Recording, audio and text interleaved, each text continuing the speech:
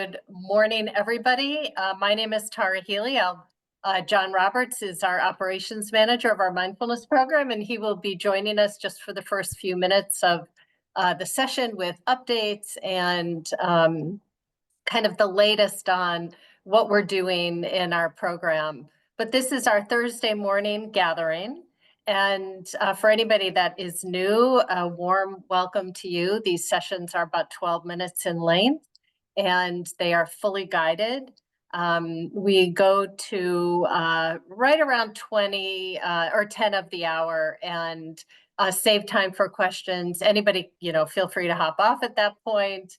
But these sessions are fully guided, and the practice is around 12 minutes in length. And I don't think I said this, but brought to you by Harvard Pilgrim Health Plan and Tufts Health Plan. So, John. Well, thank you, Tara. And I'm gonna, I guess, throw another branded name in there. So I'm here as a representative of Living Well Community, which is the hub for interactive virtual wellness classes and demanding sometimes on-demand programming created and curated by Harvard Pilgrim Healthcare and Tufts Health Plan. And Tara, with April showers having been in full effect recently, we have this month been presenting a set of sessions entitled The Mindful Gardener, which are taking place in the first 4 Tuesdays of April. Our guide in those sessions is Shanti Douglas, expert mindfulness teacher, also skilled home gardener, who is exploring with us how the principles of mindfulness might be applied to gardening and how the act of gardening can teach us something about how to best inhabit our mindfulness practices. Now, for folks who are intrigued by that description, the recordings of our first 2 sessions with Shanti are now up for viewing on our YouTube page. Our 3rd session with her is taking place this coming Tuesday, next Tuesday, April 15th, 12 p.m. to 12:30 p.m. Eastern Time. I'm going to take just a second to drop into the chat the links that you can use to access all those things, hastening to add that all of our programming, both pre-recorded and live, is always free and always open to everyone. Now, Tara, one of the things I asked Shanti about during our last session together was whether I needed to be worried about the seeds I had planted as part of our project, because of how little sunshine we've been experiencing. I've heard plants need sunshine to grow. I need to fact check that if I think that's right. And Shanti made some helpful suggestions, including mentioning, how one can buy special sun lamps for plants for their space, how you can just put them on windowsills because, there will be some sunlight seeping through the clouds, even if you can't quite see it directly. And that got us talking about how at different times in one's own life, or in the life of a state or a country or a planet, there can be an apparent lack of metaphorical sunshine. Like it may always seem to feel cloudy or gray in sort of an anxious and uneasy way. But there are still things we can do to bring some sunshine into our lives, even when the sun has temporarily slid behind a cloud. So I'd love to hear from the folks with us today, if they're willing to share in the chat. What do you do to bring some sunshine into your life? Tara, maybe if I could start with you, what do you do to bring a little bit of sunshine into your life? I think one of my go-tos, John, is reading. So I would say when I feel like I need a little bit of a break, or escape is a word that's coming to me, but it's not quite right. But I really love reading. I especially love nonfiction, but every once in a while I'll get a fiction book that just I'm completely, taken with. And so, yeah. Well, can I ask Tara, what was the last thing you read that you were like, wow, that is that's bringing the sunshine? Called The Berry Pickers. And I'm drawing a blank on the author, but it was the story took place in Maine and involved families and family secrets, and I really enjoyed it. That's a classic set of family secrets. It's a You classic don't know what's setup. going on behind the yeah. Anna says spending time with animals, wonderful. Nancy says I second that. Yeah. I'll tell you for my own part, you know, what helps keep my world feeling sort of sunny is when I can have a sense of equilibrium, right? Being established and maintained. And one way I try to get that equilibrium well balanced is by doing my best to look at the other side of the coin in any situation. I can give you some Ah, examples of what I mean by that. So the other day I was getting my son ready for school.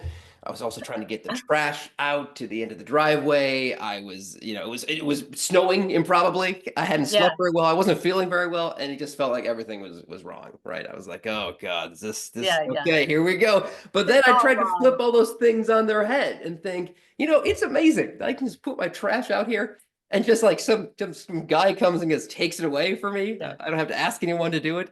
And like how wonderful that we're getting some precipitation because there's been this drought for so long and like Yeah. my well's not going to go dry this year. And how great that my son is helping me with the trash. He wants to take the trash bag up while I'm pulling the recycling bin, even though the trash bin is like about the same size as he is. So I guess we've instilled in him the desire to be helpful after Yeah. all. And that makes me remember the sun is still up there, even if it's. That's a great, I think that's a really, really great lesson because I think what you're saying also reminds me of what Dr. Richard Davidson says all the time, which is whatever we incline the mind toward.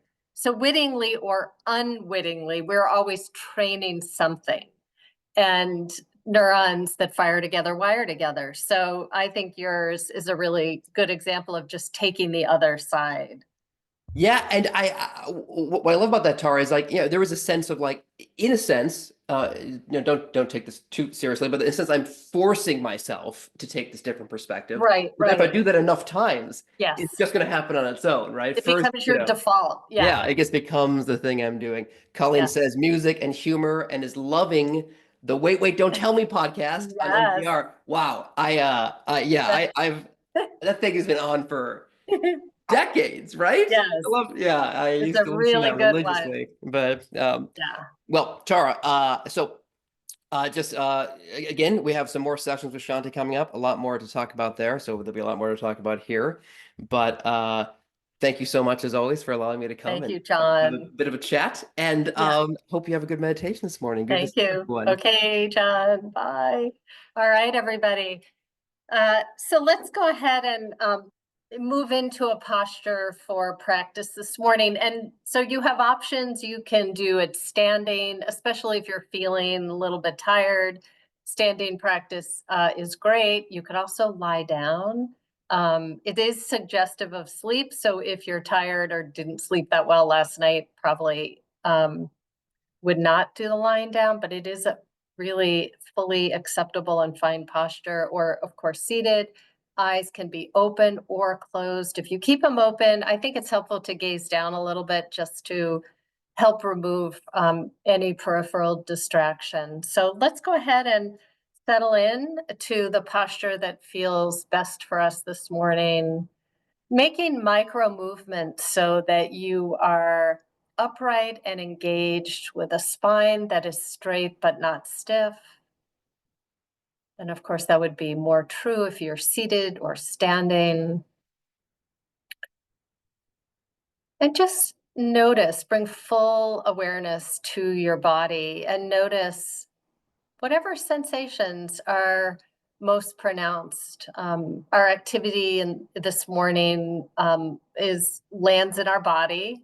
And so just simply noticing pulsing, vibration, tingling, perhaps points of contact with the back of the body and the surface that you're on, like you are a scientist and you're the subject. So you are, in a sense, just investigating your own body and what sensations are you experiencing from your activity so far this morning. And bringing a mental attitude of allowance, so allowing, um, even if things are maybe this morning feeling unpleasant, Usually there's a feeling tone of pleasant, unpleasant, or neutral, and somewhere on that continuum. And just noticing the feeling tone in your body.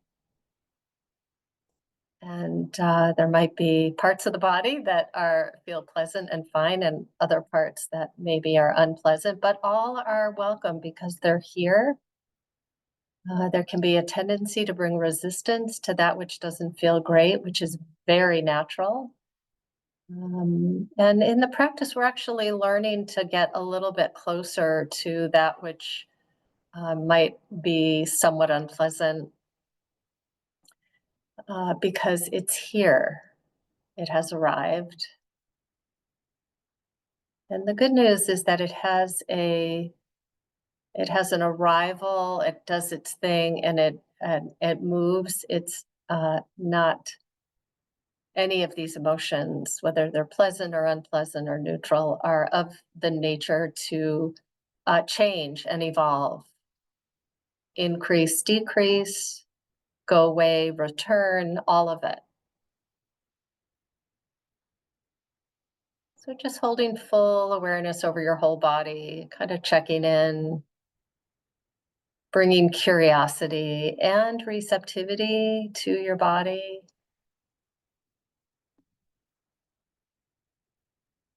And go ahead and take a couple deep breaths as a way to continue the settling in, making the exhalation a little bit longer than the inhalation.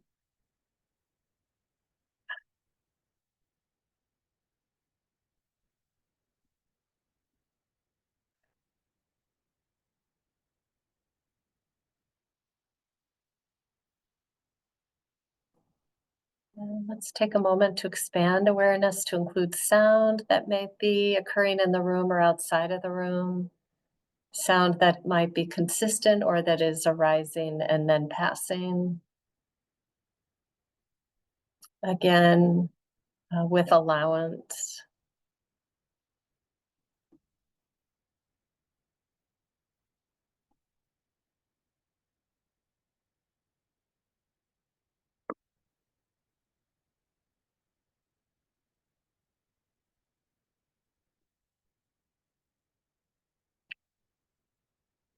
And let's now look for an anchor, just something that we can return the wandering mind to. What I sometimes think of as a stabilizer. We're learning really through this practice to see what's on our mind, see what our habit patterns of mind are more clearly. And in formal practice, we can then simply let them be and return to an object to help stabilize. So it's not about stopping thought. We're not trying to stop thought. We're just seeing when a thought has slipped in uninvited, that we're just not going to continue following it. We're just going to make note of it. Thinking, you can be more specific, like planning, or whatever. Sometimes it's just easy to keep it simple, but fine to also label it so you see more clearly what's on your mind and what habit patterns are present or consistent, releasing, and then returning to a body sensation that can help stabilize. So that could be breath. Anywhere in the body you feel the sensation of the inhalation and the exhalation, belly, chest, nostrils, could be the whole carriage of the body. You actually are able to track the sensations of the movement of the breath somewhere in your body, whole body, or more fine-tuned. And if breath is hard, especially like if you have a cold or something, take the palms of your hands. You can rest them on the top of your thighs and just use the feeling of the point of contact as your anchor or your stabilizer.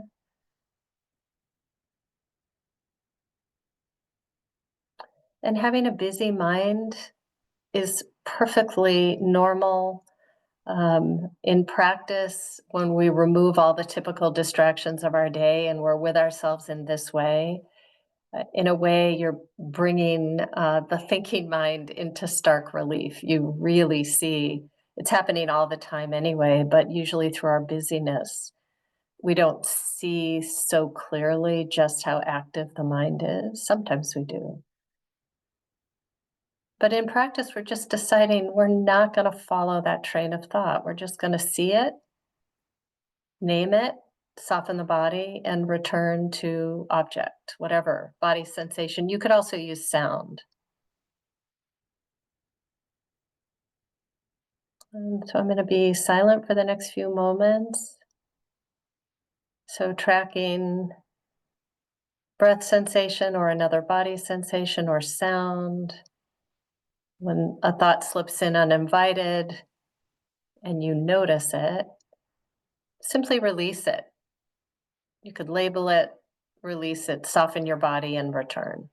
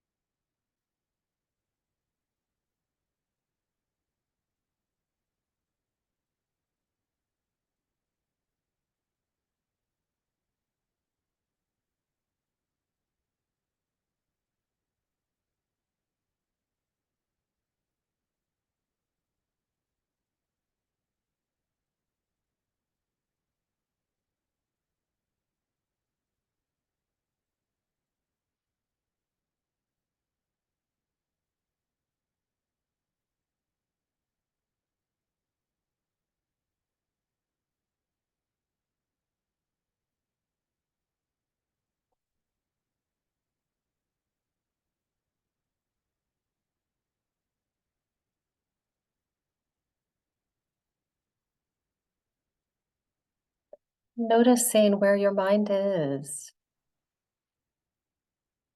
Just simply releasing the memory or planning or worry, softening the body and returning to whatever anchor you're working with this morning.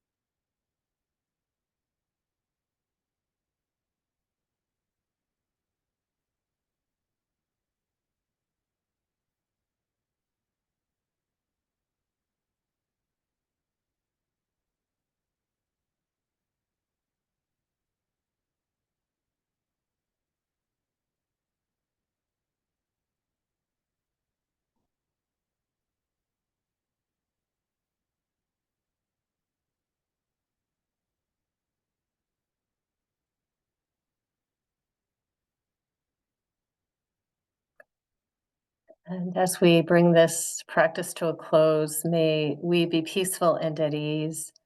May our heart be soft and open. May we be safe and protected, and our bodies healthy and strong. And may whatever good comes of our practice be of benefit to all beings. And so taking a moment, if the eyes were closed, to open the eyes. And if you haven't, usually I say, if you haven't, but I don't think I said this yet, if you haven't opened the chat, please go ahead and do that. If you want to add anything or offer something, usually we save the last 8 to 10 minutes or so for Q&A and sharing of resources, or a podcast, or a book, or anything that you've come across that you want to offer. And so while folks are thinking toward that end, I also wanted to let you know that the last Tuesday of the month is devoted to a session where we talk to, usually it's a neuroscientist or a thought leader in this field of meditation, mindfulness, contemplative practice. And we've got a really incredible lineup through the end of this year. And I don't know if any of you, we've done, I think we've already done 3. And this month is going to be Dr. Susan Bauer Wu. So I'm going to just show you. Well, let me first tell you a little bit about her if you're not familiar with Susan. So she is a nurse practitioner. She has done a lot with end-of-life care and with cancer patients. She has quite an extensive background. And she's just a wonderful, humble, smart, kind human. And she's also become quite environmentally engaged. And so she wrote a book called A Future We Can Love. And I read this book and fairly recently, and just in preparation for the interview. So, and I'm going to be rereading parts of it again. It greatly impacted me, and it's very practical.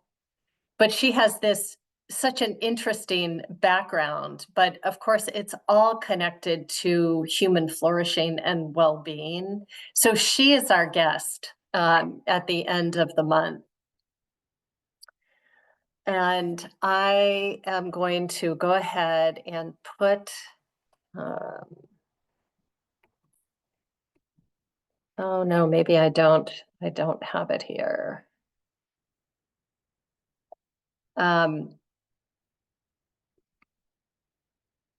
Maybe I would just want to see if what John put has the link already.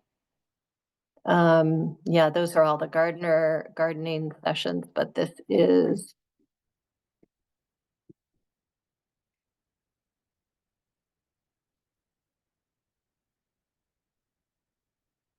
So if you go to point32health.org/livingwell, a page with all of our wellness offerings will populate. But if you scroll down, you'll see the mindfulness sessions, and there's 3 columns. So that first column will give you it gives a couple things. It gives the Tuesday sessions that John hosts with it's Shanti this month. And then at the bottom of that first column, you'll see, check out the list of neuroscientists and thought leaders. It's called The Art and Science of Awareness is what the series is called. So I really highly recommend it.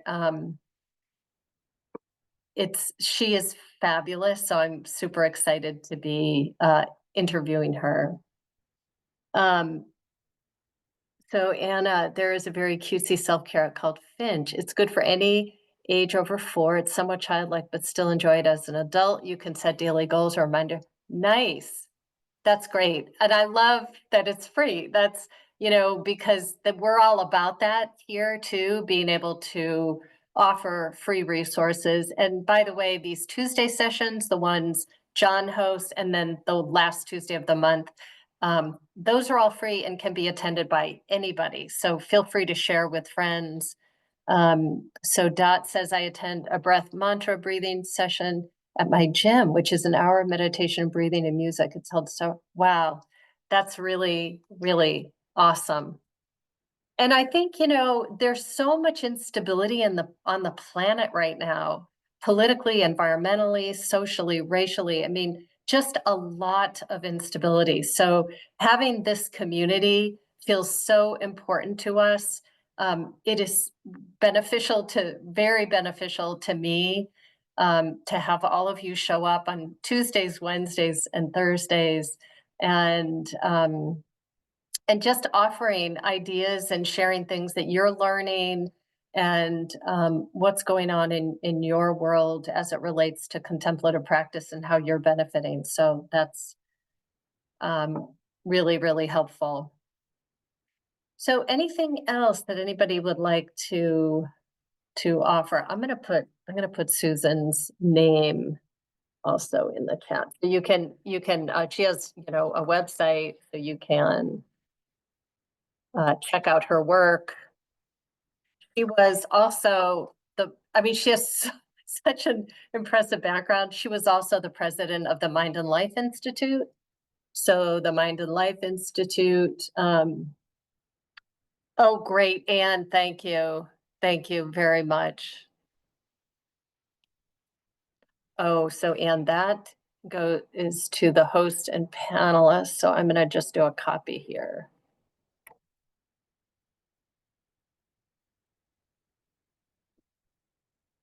So there we go, everybody. Susan Bauer Wu, April 29th, 12 to 12:30. Annie, thank you so much. But what else? Anybody else have anything at all that they would like to? Again, we've got like a couple minutes. So anything you want to ask or anything that you would like to offer?